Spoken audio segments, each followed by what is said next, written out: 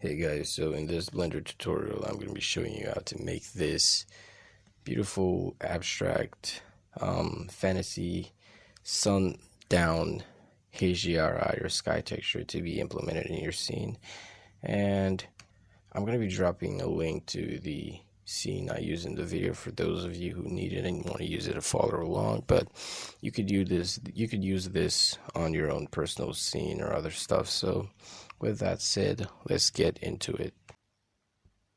So right here, I'm a Blender, and the first thing I'm going to want to do is navigate to Edit and Preferences. I'm going to navigate to Add-ons and make sure our Node Wrangler add-on is enabled. Now, if it's not, you just take that and make sure it's enabled. Then after this, I'm just going to pull this up. I'm going to switch this to Shader Editor, and I'm going to change this to World.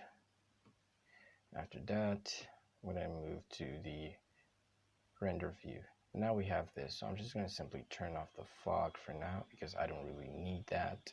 And I'm going to start by adding a sky texture and drop it right here. Gonna bump the world up to like a 1. I'm gonna scale in, connect this, and we currently have this right here. So I'm gonna dial this sun elevation to like a 0.1, and after I do that, I'm just going to rotate the sun till it moves over to the front of the camera. So just going to keep doing that till the sun's at the front. Yeah, it is. So now I'm going to increase the sun size to like a 5. Yeah, that seems really good. And I'm just going to try to align it properly at the center. It's like 260. So 266 is the perfect value for me. So right now I'm going to dial the strength of the world back to like a 0.1 like this, and we have this beautiful scene going on right now. So the next thing I want to do is zoom out, zoom in back on this, make sure it's visible. I'm going to zoom out here. I'm going to add in another sky texture, and I'm just basically going to drop this one right here. Now, what I'm trying to do is create a layer for the color of the sky. So I'm going to add in a color ramp,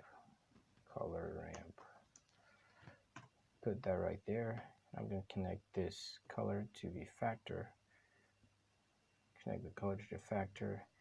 and for this, I don't need the sun size, so I'm just going to disable the sun dicks, and I'm going to Control Shift click to see what I have right here. So what I'm going to do next is I'm going to select this water over here, and I'm going to isolate it and hit 0 back to the camera view, and I'm just going to disable the view. So I just want to see the scene. So right now I'm going to bump up the air value to like a 5 to create this beautiful gradient effect, and the sun elevation, because we want it more darker, so I'm just going to crank that down to like a 5. So right now we have this beautiful effect. So I'm going to select the color of the sky and go for like a bluish purple kind of color. I think this one is good. Just going to change this to hex so you can see the hex value over here and copy that. I'm going to select the black, and I'm going to use this eyedropper tool and pick very close to the edge, so just a little bit black and not too pitch black. Now after that, the next thing I want to do is mix the sky texture with this color ramp right here. So I'm going to select this and hit Control 0, and what that does is it adds a mixed color node. I'm just going to expand that, see what we have, zoom in, Control Shift click, and we have this right here. So this is like a controller to determine how much we want the night sky texture to be visible. So I'm just going to leave this at a 0.9. Doesn't still really look that good, so I'm going to leave this at a 0.95. And yeah, this is kind of what I am going for.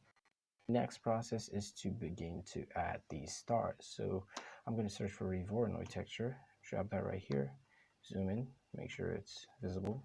I'm going to Control Shift click, see what we have. I'm going to change it from Euclidean to Minkowski, and we have this effect right here. I'm going to bump up the scale to like 100.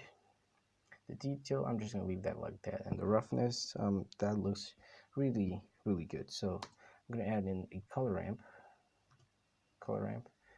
drop that right here, Control Shift click, connect this to the factor value, and we basically have this.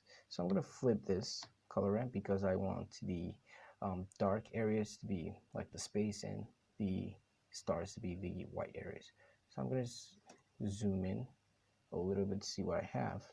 And what I'm going to do now is drag this black value, because right now the stars are looking too big till they kind of look like they're twinkling in the skies, and some aren't visible. So I'm going to drag this to about here or here, and that looks really perfect for me. Now the next thing I want to do is I'm going to add a layer of like a max to determine where the stars are going to be, because like we don't want them below the ground level or horizon. So what I'm going to do now is I'm going to duplicate the sky texture, bring it over here. I'm going to add in another color ramp, bring that right here, zoom in. I'm going to connect this color to the factor and Control Shift click. Now we have this. So if I flip it, okay, I accidentally deleted the color value. So if I flip it, we should have something decent. Okay, we have this when I flip it. It doesn't really look nice to me. I don't really like it, so I'm just going to do that, and I'm going to leave it the way it was, like this. And when I'm mixing it, I'm actually going to use the mix color node to make where I want to be dark. So I want here to be dark, and the opposite. So I'm going to select the other color ramp, and I'm going to hit Control 0, and that does this. So I'm going to connect this one over here to the factor value. Sorry, I'm going to connect this one to the factor value, and I'm going to disconnect. Accidentally added that. I'm going to disconnect this one. So right now I'm going to make this color pitch black. So we have this. So it's kind of not doing the trick I was hoping for. So I'm going to Control Shift click back here, and I might invert this to see what I have. Flick the color ramp, and yeah, we have that beautiful effect right here. So I could play with these values, and I could push this one just a little bit in to like here. That's good because we just want them at the top of the sky.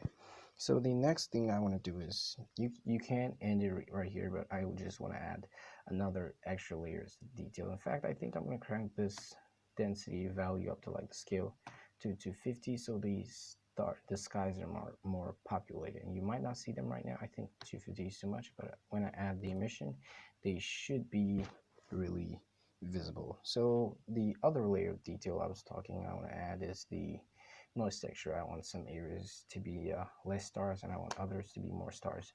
So I'm going to add in a noise texture. I'm going to drop that right here and drag this maybe down, and I'm going to add in another color ramp right here, put it right here, and connect the factor to the factor like this. Okay, do this. I'm going to Control Shift click. I'm going to zoom in to see what I have, and I'm going to drag this a little bit much. I'm going to drag this like here. Okay, that's too much. I'm going to drag this like here. This pretty looks good for me right now. I might tweak this later. So I'm going to increase the scale to like a 50. 50 is too much. I'm going to increase the scale to like a 10. And the detail to like a 1, because I don't want this to be really detailed. So yeah, that looks really cool. So the next thing is to mix this with another mix color node. Select both of them, hit Control 0, and I'll probably have this right here. And I just expand that, and I'm going to connect this one right here to the factor and disconnect it right here. I am going to disconnect this first. Accidentally added a reroute node. I'm going to disconnect this and add this to the A value. And I'm going to make this pitch black. So what that does is it makes some areas like there to be less stars. Make this pitch black. And we can see the max over here. So now what I'm going to do is add the emission node. Search for emission, the emission shader. Drop that right here. And for this, I think I'm going to crank the scale up to like the strength to like a 7. Okay, that's too much. To like a 5. Yeah, that's a lot much more better. And I think for these stars, I'm going to push this a little bit inside. Yeah, around that area. It looks much more better there. So for this, now I'm going to mix these. I'm going to add them. I'm going to search for a add shader node. Drop that right over here. Connect this one to the color 1 and connect this one to color 2. We basically have this. Right now it's looking really weird, so I think I have to bump up the scale of the strength of the world. That's too much, like 0.5. Still not what I was hoping for, 0.75. And I think this is the fine spot. I'm going to try 0.7 or 0.65. Yeah, this really looks good. So the next thing I'm going to do is turn on the fog, or that's the water. So I'm going to leave this isolation view by hitting forward or backward slash. I don't know which one it's called, but the slash on the numpad. I'm going to hit that and I'm going to leave that view. Now you can see this black area is the anything below here is -1 on the z-axis. That's why the sun other half is not visible. So I'm just going to enable this water back so it's visible. I'm going to enable the fog back. Now the purpose of the fog is to make distance objects seem foggy. And if you see Sweet Back to the World, I gave it this color so it would blend in with the world. And you could change this based on the scene setting. If it's broad daylight, you could make this like white to match with the scene and blend it really well, or you can make this like a reddish color if it's like a sunset kind of scene. So that is simply it. We just save the file first in case Blender crashes. And there's not really much to do here. I'm just gonna okay, this is already set and that's all good. So I'm just gonna hit on render and see the final results. And that is all for this video. Now I added some modifications. I did add these two birds flying in the background. I rigged them to make them like appear that like they were flying. It was actually a bird model I downloaded from Sketchfab.